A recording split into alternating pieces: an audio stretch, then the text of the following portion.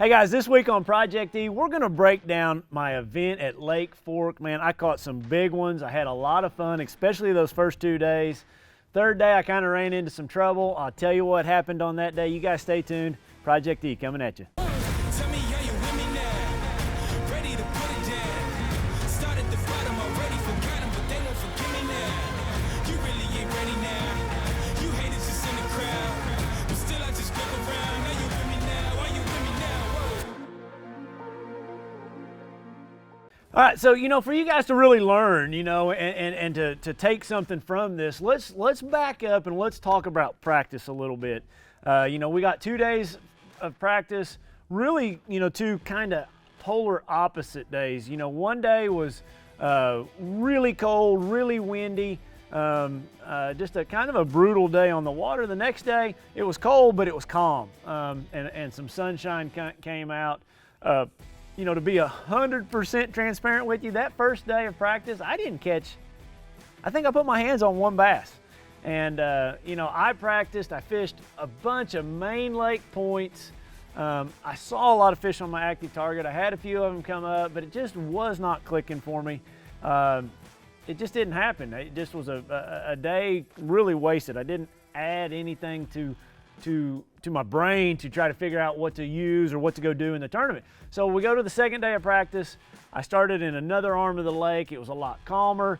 The sun was shining, and just immediately I started catching fish. I had like a couple really big ones just dogpile me. I just couldn't do nothing with them. Got me wrapped up in the trees.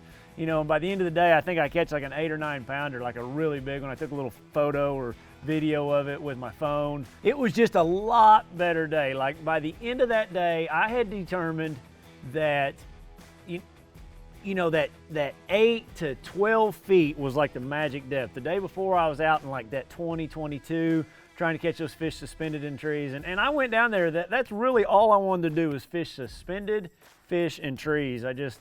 I felt like that was going to be the most fun, to catch big fish, the most amount of fish, staging fish.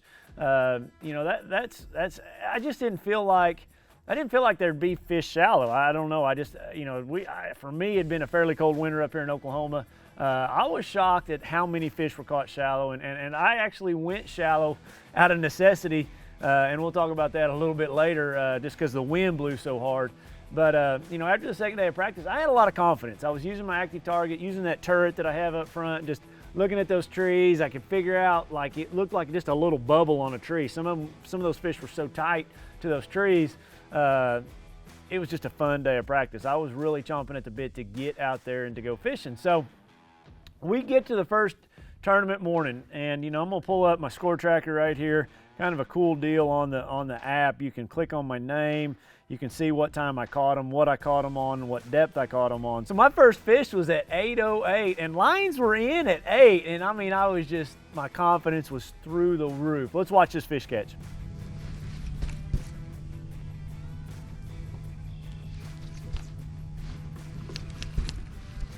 Get it. Got him.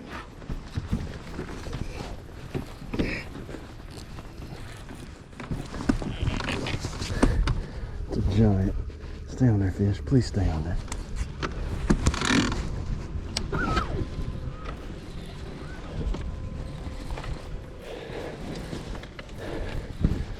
Please stay on there. I need right there, Ernie. It's not as big as I thought, but it's a start.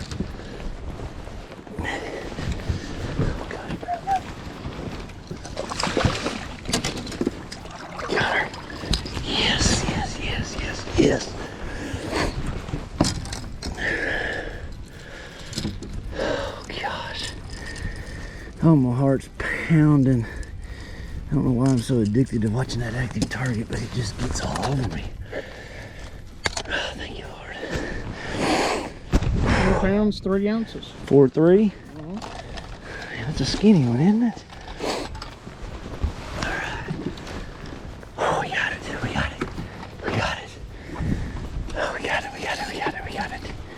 It just, for me, was a lot of fun. I'm really getting addicted to this active target. If you watch the previous Project E, when we broke down Lake Darbone, I really locked up with it. And I don't know why. I'm enjoying using that active target. It may not be the best thing to always do, but I was having fun, had a lot of confidence in it. And it wasn't very much longer. I caught another fish. Wasn't as big, but you know, it was a 2-pounder. You guys check it out right here.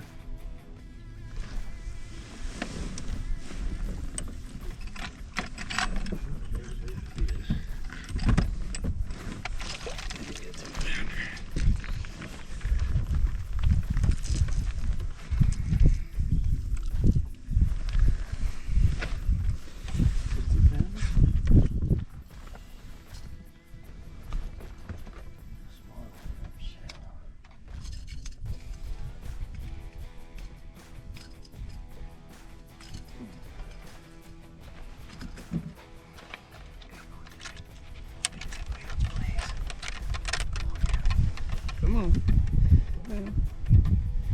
2 pounds, 1 ounce.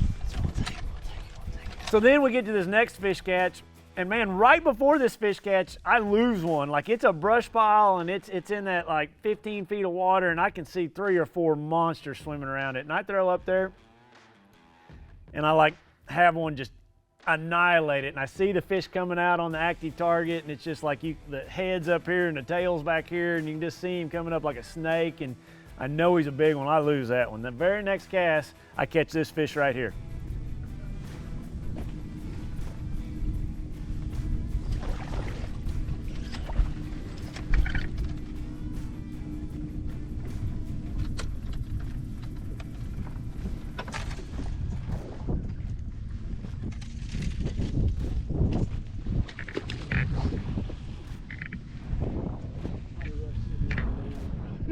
Ready to hit 10-foot string now.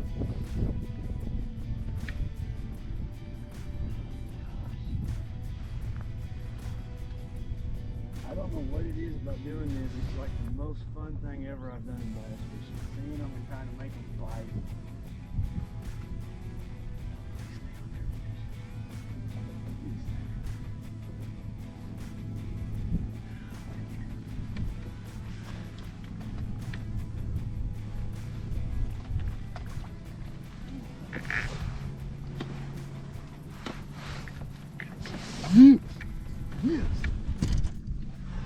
We need a picture of that one.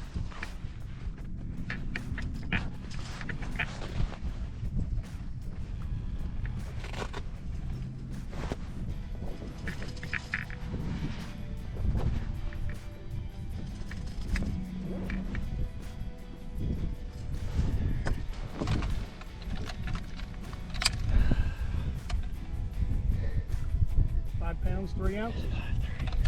So, you know, this is, I'm doing really good on Score Tracker. I'm up high in the standings, you know, at this point. I don't know, but I'm in the top 10, doing fairly decent. But starting to fall, you know, because my fish catches are starting to go down just a little bit, but I'm still like up, feeling really good about my day. So I just keep mulling around, and then I catch this 3-pound, 10-ounce bass.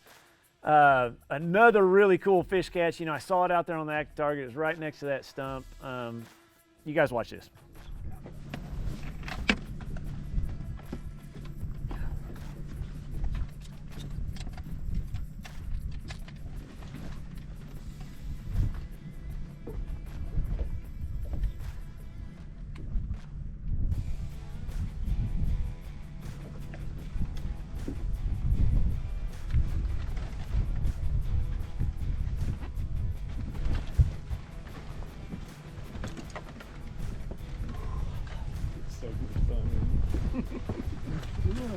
I mean, look how many times I cast it.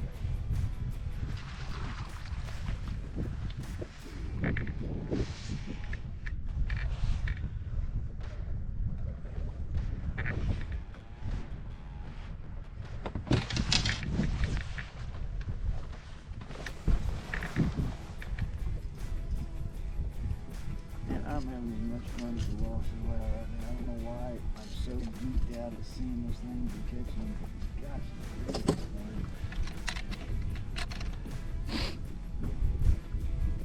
3 pounds, 10 ounces. And then, you know, after that one, I turn and I see this brush pile over here, another one, and it's got fish in it. And like, again, right off the bat, man, I lose one, you know, a really good one on my first cast, and it looked like a big one. Make another cast up there, and I catch this one that's an ounce shy of 5 pounds.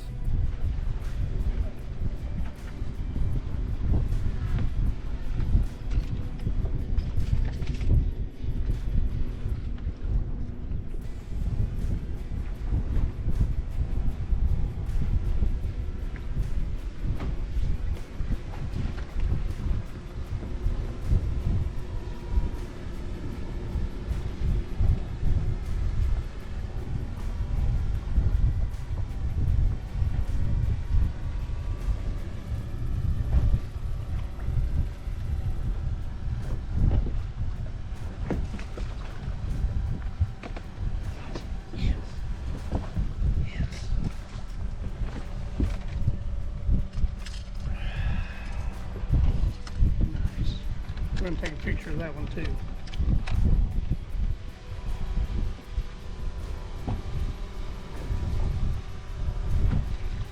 Four pounds, 15 ounces. I was feeling really good about things, you know, and then like right here, the wheel started to come off. You know, I turned over and I saw another monster, and man, it was a really tight cast. It took me a lot of cast. If you watch the footage here, man, I'm casting, trying to get my jerk bait right to come through that fish. You know, you got to think about, we got an 18-degree cone when I'm looking forward, and I'm seeing this fish out there about 50 feet. So, you know, I've got, I don't know the math in my head, I got a 5-6 foot window out there. I got to figure out which side of that standing timber he's on, and he's always moving. I finally get the cast in there, and I know this is a giant because it looks way bigger than anything else I've seen on my active target. And this happens. Come on. Eat it. Gosh, it's a big one. Oh. Oh. That fish just, I mean, he just ate it and like straight lined me, and like I'm like my rod straight out, and it straightened my hooks. I mean, it was just it was bad. I was so distraught after that, and that's kind of how my whole second period went. I had 2 or 3 more fish that I had on that I lost, and it just, you know, they got me down in something. It was just a really, really rough second period, and part of the problem when you see this footage, the wind is howling. I mean, and so like I have to cast into the wind, bring the bait with the wind to keep everything in line. If the problem, like you ask, why wouldn't I get upwind, cast down the wind? You know, we talk about doing that a lot on the channel. My boat would drift up to the fish. We always talk about throwing that jerk bait. I've got to be sitting still. I've got to keep my bait, you know, I've got to know when I move my bait. I don't want my boat moving my bait. And if I'm sitting above, you know, above the fish, above the wind, letting the wind draw me down to it, so many of those fish would follow you that I had to back off of them and keep working my bait, keep working my bait, keep working my bait, because you'll notice on all these fish catches, they bite with not very much line out. And so it was really a challenge. I had to throw into the wind, you know, it just was getting, I couldn't be productive. So I'm struggling, and I get over to this one spot. I catch, I see some fish on a lay down. I catch a couple short fish, you know, just, I think maybe one on a crankbait, caught one on a jerk bait. And then I see these fish over to my right on another lay down, and it's shallow. And this fish, it was crazy. Like I jerk it, I throw it up there. I'm really close, like I'm out of position. The wind's in my back. I'm drifting up to it, but luckily it was shallow enough. And I jerk it, and I got 2 of them after. They're just sharking it, but like I had to do something because I'm out of line. So I pull the power poles up, and the boat starts going like this, and my jerk bait gets right back here to the mercury. Like, I mean, it's literally right there. And with that turret, I can't see the fish. I guess it starts hitting my motor, and like I can't, like when I get looking right back here, I struggle seeing things. And you know, that's another reason why I always want to stay downwind and throw, because I want to see my bait and how the fish is reacting to my bait, because I always try to take it away from them. As soon as they get to it, I'd always try to take it away. Well, I about gave up because my bait is literally right here, and I'm like, man, I'm out of stuff. I'm fixing to hit a tree in front of me, and I catch this fish. So you guys watch this.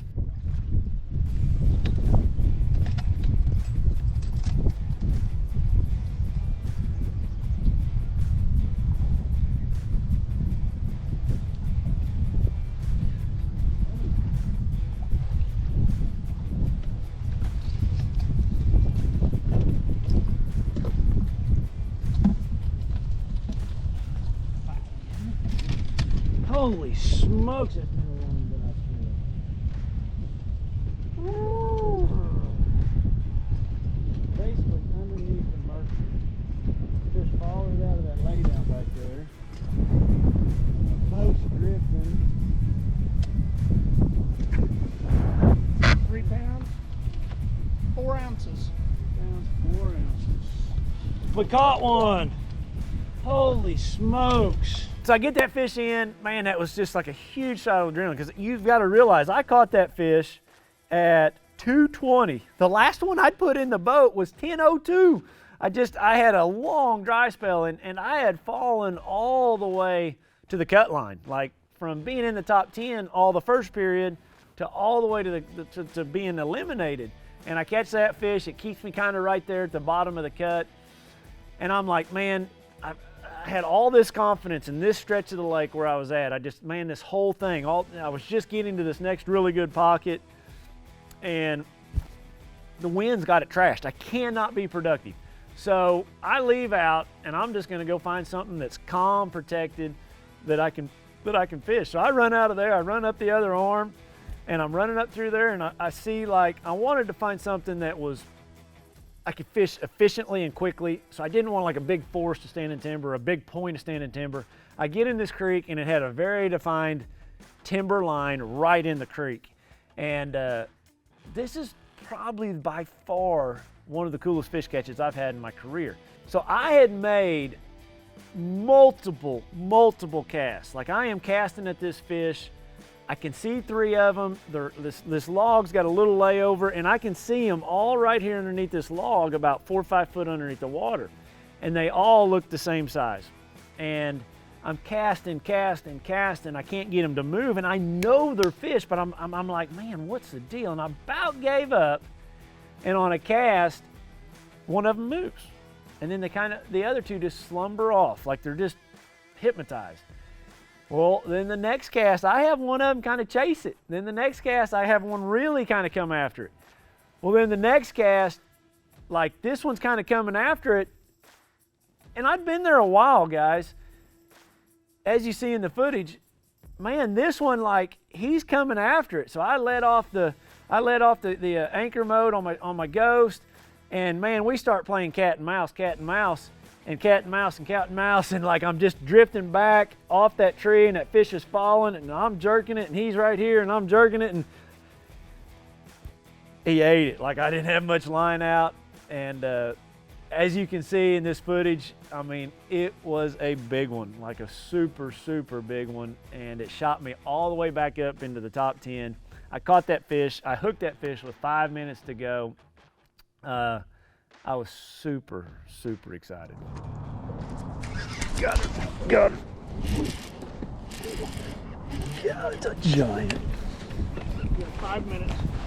I mean, a giant. Please stay on there. Please stay on there.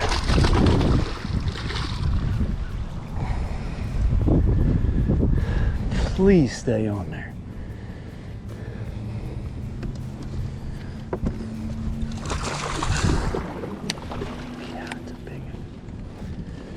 Oh my goodness, this stuff's gonna give me a heart attack. Like, it's just so nip and tuck. I can't tell you how many of these fish I've had just inches from that stun to jerk bait today, and they won't eat it. It's like the most educated fish in the country. Come on, barely hooked. Golly. Where's that tree at back there? Oh, I should have got her. I didn't get her. Oh, why didn't I get her, Edwin? Come on, baby. Come on, baby. Come on, baby. How much time I got, boss? Still got 4 minutes and 20 seconds. All right, we got lots of time. I just need to have her stay buttons. Oh, gosh.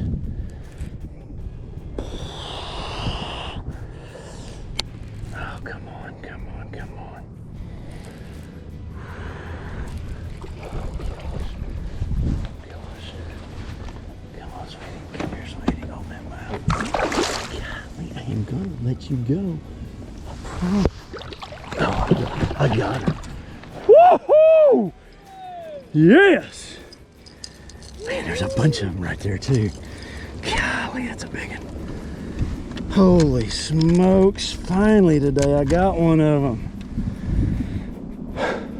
7 pounds, 10 ounces. 17, 17, 17. Whew. Dang it, that's a good one. I'll take it. Man, she looks bigger than that, doesn't she? Golly. Okay, so we get to day 2. I had an ounce or two shy of 31 pounds. The cut was like 19 pounds. So the day before Group A, you know, their cut line only went up 14 pounds. So if you add, you know, 19 plus 14, you know, you're around 35 pounds. I need to catch 1 fish, maybe 2, you know, but obviously if I catch like 12 pounds, 13 pounds, I'm for sure gonna make it. So I just, man, I'm doing everything I can. So I start right there in that same ditch where I caught that 710, but I start up shallower. I actually start over on the dock. I have some fish follow it out. I catch a couple short fish. I get back in the back pocket, catch a couple short fish. I was wanting so bad to catch a 2-pounder just to get some weight going. But, you know, to me, in my mind, you know, after catching those smaller ones and the smaller ones yesterday, those smaller ones were shallower. The bigger ones were out a little deeper. So I start working out to where that 710 was and those other fish the day before, or you know, a couple days before, and man, those fish are still there. I cannot get them to bite, can't get them to trigger, can't, you know, it wasn't happening. So I just keep going. I just kind of keep going, and I get up kind of shallow. And man, I throw a crankbait up there on this stump like in 2 foot of water, and I catch this fish right here.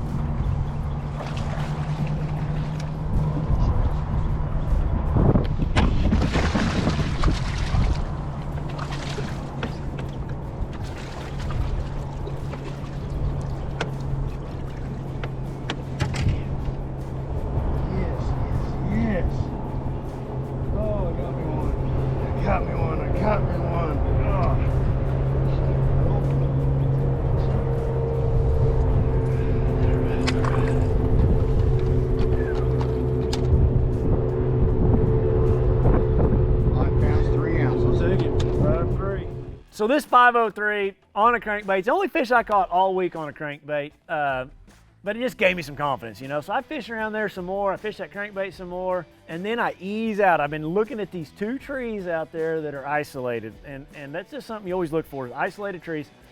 And man, I scan on the first one, I don't see anything. I get to the second one and I can see 1 fish on it, and I'm like, oh my goodness, it looks like a good one. And watch this footage right here. This is crazy how far it takes me to get this fish to bite.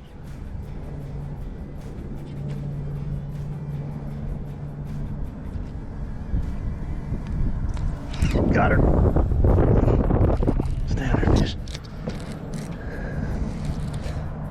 Stay on there, baby. Stay on there, baby.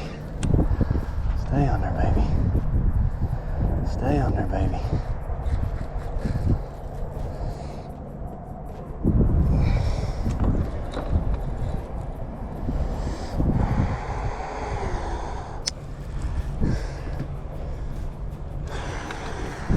Gosh, it's a big one. It's a big one.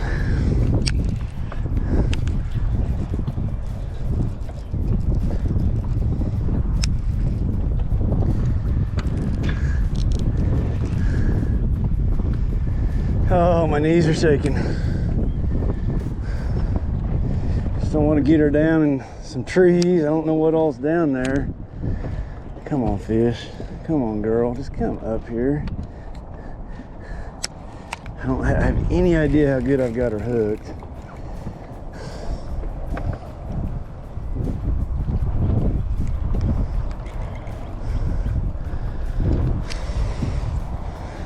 Come on, fish. Oh gosh, it's a big one.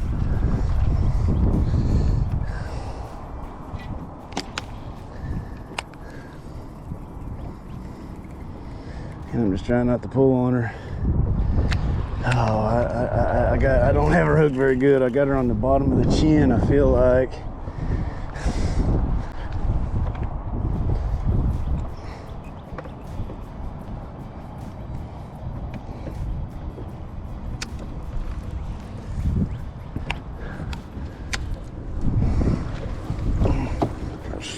fat that fish is, would you? Golly, that's a cool fish. That is a cool fish. That sucker is not very long and has got a monster belly on her. Oh, thank you, Lord. I'm shaking so bad I can't get her unhooked. Oh, gosh. Look at that fish. There's line coming out of her. Oh. 5 pounds, 13 ounces. 513. That's what she weighs, huh? Man, I'd have thought she was bigger than that. I wonder if I can pull that out of her. Yeah. At least cut it off. So I've let off my, I'm out of anchor mode. I am watching this fish come up to it, follow it, chase it, follow it, and I am just drifting back. And I feel like in my mind, I probably drifted back 50 yards from that tree from the time that he engaged with that bait, or she engaged with that bait, and she's, and I had tried, like a lot of times I'll just reel it in and throw right back up there because I don't want to bring them off that tree, because I feel like when you bring them off that tree, they won't bite. And I don't know, I was trying something different this time because I'd been trying like to do that, not bring them off the tree 4 or 5 feet, throw right back up there and try to get them back. It wasn't working. So this time I just keep cat and mousing with that tree, and I'm drifting back. That fish get right up on it, and I tried letting it sit, and she didn't eat it. Like if I let it sit too long, she'd swim off. And then I jerk it real quick, and she'd come back at it.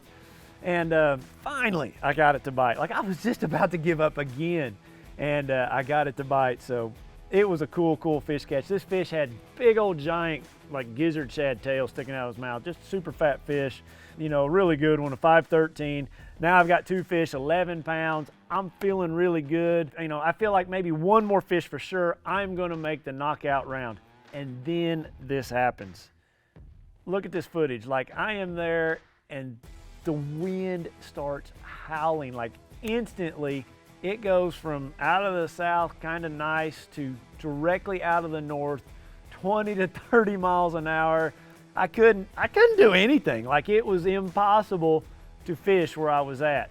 And I actually had to, we're just going into break. So I had to idle back into a pocket because I couldn't even hold out there in the lake where I was at. I mean, it was probably 10 miles of open water that was hitting me.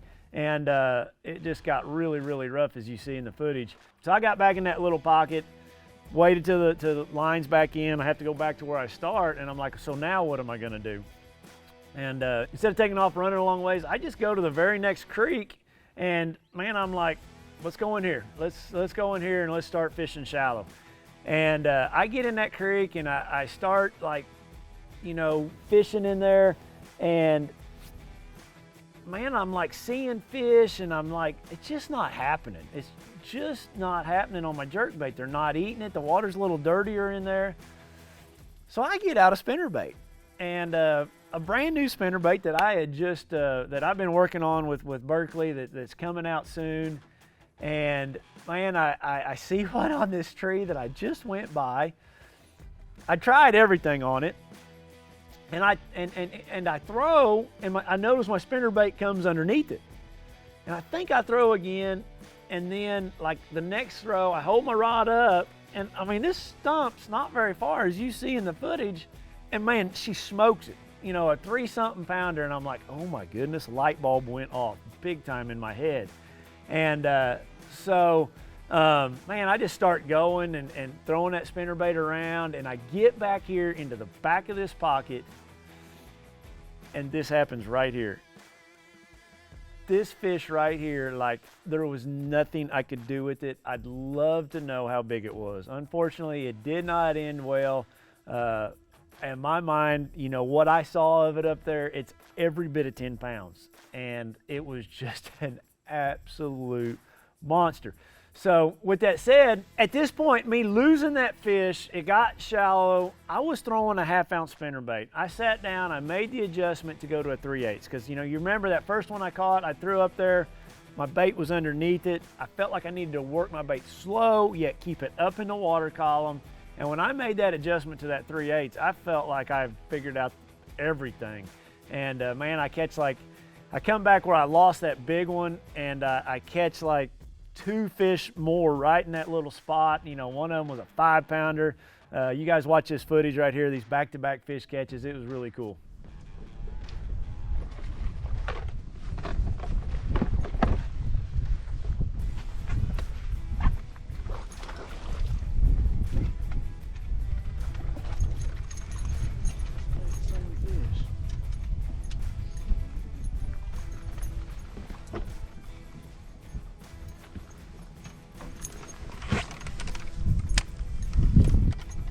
I know now we're going to the knockout round. 3 pounds, 0 ounces. I would have to think, wouldn't you?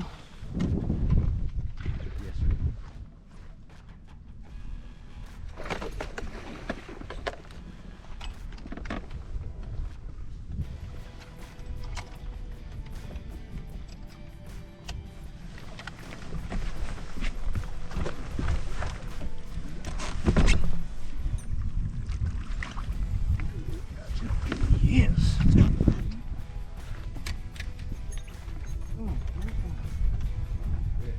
Birdie. Still not the fish I lost. I'm trying to hook my hook. 5'2". 2. So at this point, you know, I am 100% in the knockout round. I'm getting out of the back of this pocket. I'm going to save it for the knockout round, or maybe if I make it championship round. I'm going to go into the next little pocket and just see if I get a bite real quick. I go back in there, I get 1 bite. I didn't feel great about it, but I did catch 1 more, this fish right here. So I'm going to come out, and then I'm heading out to the main lake. I just wanted to see, like, I'm looking for the next day. And I get out here, and I see this tree right here, and I see a fish in it that's big, and it's not that far underneath the water, and it's 15 feet deep at this tree. And this happens right here.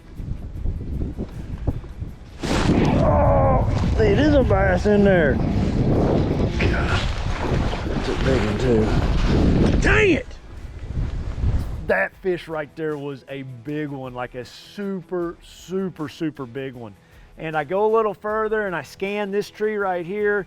You know, it's just a really big cedar tree, and I can see 4 or 5 of them swimming around. They come after my bait. I get my bait out of there. I'm like, I just found a new weapon. This spinnerbait's gonna catch them for me. It's gonna be good. You know, I was super excited. I'm learning that these fish are really up high in the water column. You know, actually my jerkbait was getting beneath them. I was super excited about making that knockout round, getting to look around a little bit more that day. I marked all these trees out here.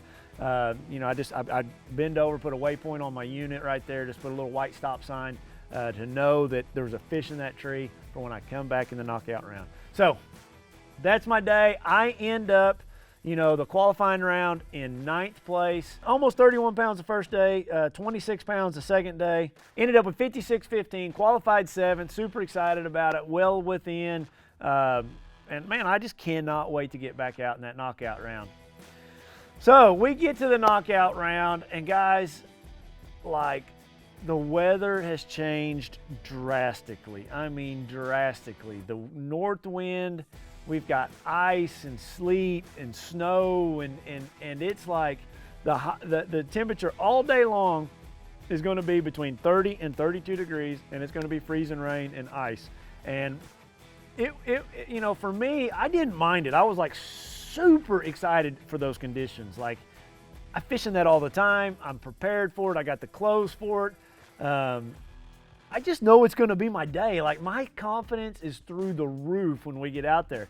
It's so high, I'm not even going to start where I had all those fish. I'm going to go up to the next creek, and I think that creek's Bell Creek. I've caught them in the back of Bell a bunch. It's just like a super good creek. I felt like it would be off-colored like the other creek I was in, and you know, maybe looking back, it wasn't such a good decision. I do get in there, and you know, I gotta apologize. My cameras did not work the final day. They just didn't. Like, the weather, I don't know what the deal was. I couldn't get anything to work, and so I don't have footage of this final day. But let me tell you, it was bad. Like every time you'd set a reel down, like, it would be covered in ice. You know, my hands actually stayed warm enough. If you keep your body warm enough, you don't have to wear gloves. But I had to wear a glove on my left hand because it was so cold because every time you pick your rod up, it'd be covered in ice, like the reel would be covered in ice. But I got in there and I'm slow rolling my spinnerbait around, and I had 5 different fish hit it and not get it. And I finally catch one, like a 3-pounder in the back. And in my mind, I'm thinking, the water's dropped a bunch. It's dropped, like it was 61 the day before when I was there. Now we're down to 52. And 61 in the back of the other creek. This creek is no different. It would be the same, I would figure. But it's gotten down to 52, 53 now. And I tried to pull out to the channel in the middle. I could see fish out there.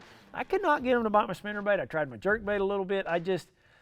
And then we get the notice that the day shortened. So like I'm picking up the pace, and it's probably the wrong thing to do. I know it's the wrong thing to do looking back. But in the back of my mind, I wanted to go back to where I had those jerkbait fish the first day. Clearer water, deeper water, not a big change in the temperature. You know, like when you get to the main body of the lake, you've got a much bigger mass of water, much harder for it to change. When I'm in the very back of a creek, it's shallow, it's a smaller mass of water, it's easier for it to change overnight. So at the end of the first period, I had that 1 3-pounder. I had 4 or 5 other really good bites in there on the spinnerbait. I lost them, they didn't get it, it just wasn't happening. And so I run, and I did go back into that pocket where I caught them the day before. I told my boat official at the start of the second period, I'm gonna go 20 minutes and I'm gonna go back through there, and I didn't get a bite. Fished it pretty quick, but I didn't get a bite. I felt like I should have. But anyway, I'm committed. I feel like in my mind, that main body of water, the main lake, and I run down there, and the wind was supposed to be out of the north. And when I rounded Caney and Little Caney, like it's coming out of that arm over there, and it's rougher than it is in this arm. And I ran all that way, and then I couldn't fish it. Like it was just, and in my mind, I had those 2 brush piles that had all those fish in it that I felt like, man, I could make up that ground in a hurry right there. Just catch 2 or 3 of them out of each one, or 1 or 2 out of each one, and I'd be right where I needed to be. I couldn't catch them. Like it just did not happen for me down there. I did lose a couple on a jerkbait, had a couple of them nick it, you know, they just was not getting it. You know, and I don't have any excuses. I just did not make it happen that final day. I just wanted to so bad. Looking back, what I should have done, those main lake fish down there, I needed it to be calm. I needed to be able to work them. I needed to be able to do things different. A couple things. I probably should have got more of a suspending jerkbait tied on. You know, mine, I had it weighted so it'd sink, so it'd get down quick. I might have should have tried to let it pause and let those fish, like, just have that jerkbait and that bass have a standoff. I did never try that final day. You know, like for me, the quicker I was working it, the more bites I could get. You know, and the other thing, if I was not to do that, I probably should have gone back through that shallow stuff. There was a lot of fish shallow. Nobody was fishing in those pockets where I was. And as the day got brighter in that Bell Creek, that water was clearer in there than the creek I fished the day before. And I didn't realize it because it was such a dark day, it was raining, but that water was clear, and I should have taken my orange bladed spinnerbait off and just put a softer, you know, taken the painted blades off, or made it a softer color spinnerbait. You know, like we talk about translucent colors in clear water, solid colors in muddier or darker water. Well, that water in there, I didn't quite have. I feel like I could have made my spinnerbait adjustment a little bit less intrusive, a little softer, and maybe those fish would have committed. So those are my mistakes. You guys learn from that. Pay attention to your surroundings. Pay attention to that watercolor. Pay attention to being efficient with the wind and those kinds of things. And you got to make those decisions quick when you only have 2 periods like we did. Like my boat was a sheet of ice. They made it a rule that the boat officials couldn't get up because people were falling. It was a brutal day, but man, the thing that bothers me is I didn't get it done because I like those days. Those are the days that I strive for, and my confidence was through the roof to go fish that day. I wasn't even cold. Like I've been way colder in practice. I wasn't even cold. Like a lot of times when you get in, you want to take a shower. I wasn't cold. Like that was not an issue for me that day. It was just, I just didn't make the proper adjustments to get them to bite. So hope you guys learned something from this. I hope you enjoy it. I hope you enjoyed some of that footage. It's a fun place to fish. A lot of different ways to catch them. You know, you know, one thing I do is I get locked into one thing, and I don't see outside my blinders, and I'm glad that wind blew, made me go back in that pocket. Just that, you know, there's a lot of fish shallow too. So guys, that's my Lake Fork, man. I'd love to have that final day over again. It is what it is. But let's do my power stop breakdown. Everything the first day came on that bait right there. That is a Berkeley Stunna, the shallow diving one. You'll notice that this color normally has chartreuse, but I took all the chartreuse off because it was a fairly clear body of water. I put some round bend hooks on it, a little bit stouter hooks. I had it on 12-pound test. That bait sunk pretty slow. It was about a foot every 8 to 10 seconds. I had it on a 6/8 medium action rod and a high-speed reel. It worked really well for me. That's what caught all my jerkbait fish. There's my spinnerbait. I caught them on the second day. It's a new prototype coming out, a Berkeley spinnerbait. I got a Power Swimmer trailer on there. I've got 20-pound test. I've got a 7/1 medium action rod. Had a lot of fun catching fish on that the second day. The knockout round, I just was not able to get those fish to commit on it, but that's my setup right there. So guys, that's my Lake Fork. That's what happened. I'm actually sitting in the boat getting everything ready for Smith Lake. That's in Alabama. Going to be a completely different event. Lots of spinning rods, spotted bass involved. There's obviously largemouth will be involved too, but I'm rigging up a lot of spinning rods, you know, to get ready for that event. I hope you guys enjoyed this. Man, I'd given anything to have that knockout round over, but it is what it is. I'm picking up, headed to Smith Lake, and gonna go make up some ground over there and make it happen. Appreciate you guys watching.